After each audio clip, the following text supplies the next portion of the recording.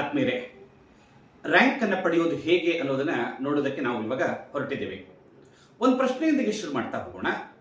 ವಿರಾಟ್ ಕೊಹ್ಲಿ ಇದ್ದಾನೆ, ಬಹಳ ಚೆನ್ನಾಗಿ ಅದ್ಭುತವಾದ ಬ್ಯಾಟ್ಸ್ಮನ್.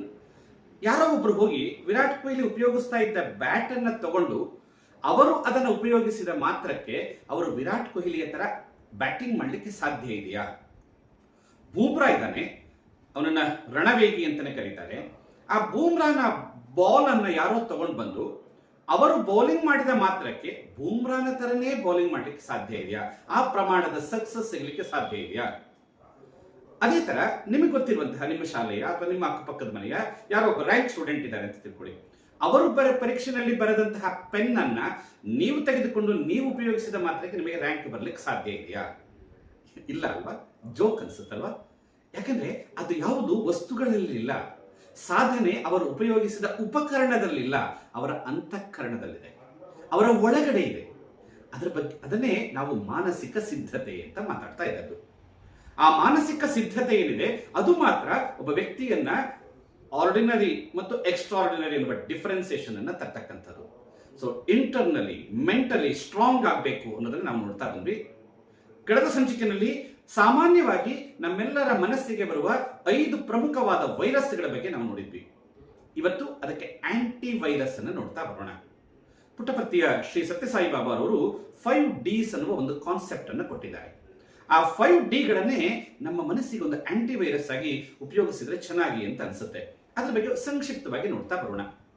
ಮೊದಲನೆಯ ಆಂಟಿ ವೈರಸ್ ಯಾವುದಂದ್ರೆ ಅದನ್ನ ಡಿಸಿಪ್ಲಿನ್ ಅಂತ ಕರೆಯೋಣ. ಡಿಸಿಪ್ಲಿನ್ ಅಂದ್ರೆ ಶಿಸ್ತು. ನಾವು ಡಲ್ ಬಗ್ಗೆ ನೋಡಿದ್ವಿ. ಡಲ್ ಅಂದ್ರೆ ಸುಮ್ಮನೆ ಕುತ್ಕೊಳ್ಳೋದು, ಮುಂದೂಡ್ತಾ ಹೋಗೋದು, ಸೋಮಾರಿತನ ಮಾಡೋದು. ಇದಕ್ಕೆಲ್ಲದಕ್ಕೂ ಬಹುಶಃ ಡಿಸಿಪ್ಲಿನ್ ಅನ್ನೋದು ಒಂದು ದೊಡ್ಡ ಆಂಟಿ ವೈರಸ್ ಆಗುತ್ತೆ. ಡಿಸಿಪ್ಲಿನ್ ಅಂದ್ರೆ ಏನು? ಶಿಸ್ತುಬದ್ಧ ಜೀವನ ಪದ್ಧತಿ, A good habits, healthy life style. ಅಂದ್ರೆ ನಾನು ಇಷ್ಟೊತ್ತಿಗೆ ಹೇಳ್ಬೇಕು, ಇಷ್ಟೊತ್ತಿಗೆ ಓದ್ಬೇಕು, ಇಲ್ಲಿ ಕುತ್ಕೊಳ್ಬೇಕು, ಇಲ್ಲೇ ಕುತ್ಕೊಳ್ಬೇಕು, ನಾನು ಇದನ್ನ ಮಾಡಬೇಕು, ಅದನ್ನ ಮಾಡಬಾರ್ದು ಅನ್ನೋದೇನಿದೆ ಅದನ್ನ ಡಿಸಿಪ್ಲಿನ್ ಅಂತ ಕರೀತಾರೆ.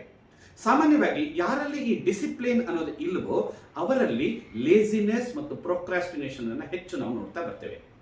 ಸೊ ಮೊದಲನೆಯ ಆಂಟಿ ವೈರಸ್ ಡಿಸಿಪ್ಲಿನ್ ಅಂದ್ರೆ ಶಿಸ್ತು. ಈ ಡಿಸಿಪ್ಲಿನ್ ಅನ್ನೋದು ಹೇಗೆ ಬರುತ್ತೆ ಅಂತ ಕೇಳಿದ್ರೆ ಅದಕ್ಕೆ ಎರಡನೆಯ ಆಂಟಿ ವೈರಸ್ ಸಪೋರ್ಟ್ ಮಾಡುತ್ತೆ. ಅದು ಡಿಸ್ಕ್ರಿಮಿನೇಷನ್ ಅಂದ್ರೆ ವಿವೇಚನೆ. ಯಾವುದು ಸರಿ, ಯಾವುದು ತಪ್ಪು, ಯಾವುದು ಒಳ್ಳೆಯದು, ಯಾವುದು ಕೆಟ್ಟದ್ದು, ಯಾವುದು ಈಗ ನನಗೆ ಒಳ್ಳೆಯದು, ಯಾವುದು ನನಗೆ ಈಗ ಬೇಕು, ಬಹಳ ಮುಖ್ಯವಾದದ್ದು.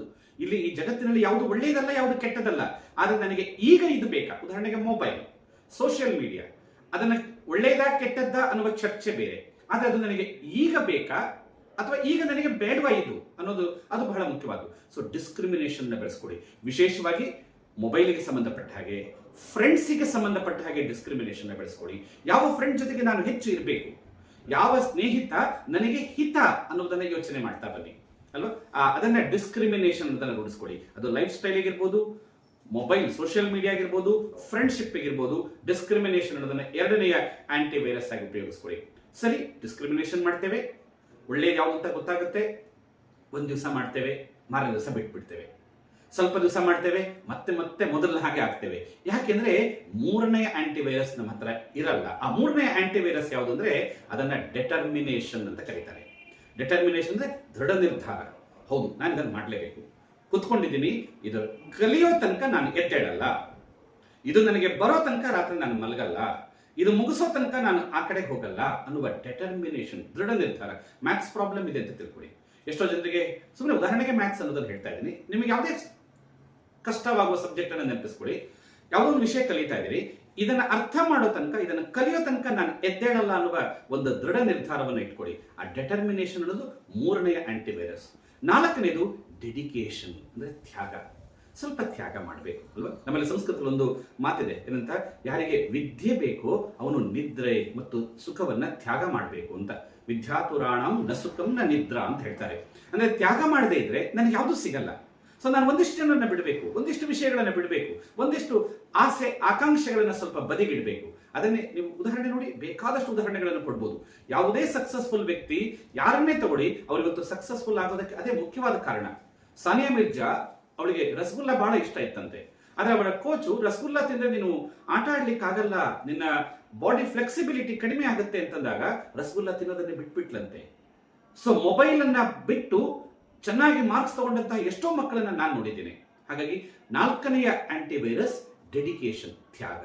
ಇದೆಲ್ಲದರ ಜೊತೆಗೆ ಇನ್ನೊಂದು ಆಂಟಿವೈರಸ್ ಇದೆ, ಅದು ಡಿವೋಷನ್, ಅಂದ್ರೆ ಭಕ್ತಿ. ನಿಮ್ಮ ದೇವರ ಮೇಲೆ, ನೀವು ಯಾವ ದೇವರನ್ನು ನಂಬ್ತಿರೋ ಆ ದೇವರ ಮೇಲೆ, ಗುರು ಹಿರಿಯರ ಮೇಲೆ, ತಂದೆ ತಾಯಿಗಳ ಮೇಲೆ ಒಂದು ಕೃತಜ್ಞತೆ, ಒಂದು ಭಕ್ತಿಯನ್ನು ಇಟ್ಕೊಳ್ಳಿ. ಅದಕ್ಕೇನು ಭಕ್ತಿ ಅಂದ್ರೆ ಏನು, ಅದೇನು ತುಂಬಾ ದೊಡ್ಡ ವಿಷಯ ಅಂತ ಅನ್ಕೊಳ್ಬೇಡಿ. ಭಕ್ತಿ ಅಂದ್ರೆ ಏನು, ಆಟಿಟ್ಯೂಡ್ ಆಫ್ ಗ್ರಾಟಿಟ್ಯೂಡ್ ಅಂತ ಕರೀತಾರೆ. ಅಂದ್ರೆ ಕೃತಜ್ಞತೆ. ನಿಮ್ಮ ತಂದೆ ತಾಯಿನೇ ತಗೊಳ್ಳಿ, ಎಷ್ಟು ಕಷ್ಟಪಡ್ತಾ ಇದ್ದಾರೆ, ಅವ್ರಿಗೊಂದು ಕೃತಜ್ಞತೆ, ಅದನ್ನ ಮಾತ್ರ ಭಕ್ತಿ, ಪಿತೃಭಕ್ತಿ ಅಂತಾನೆ ಭಾರತ ಹೇಳ್ತು. ನಿಮ್ಮ ಟೀಚರ್ಸ್ ನಿಮಗೋಸ್ಕರ ತುಂಬಾ ಪ್ರಯತ್ನ ಪಡ್ತಾ ಇದ್ದಾರೆ, ಅದನ್ನೇ ಗುರು ಭಕ್ತಿ ಅಂತ ಕರೀತು.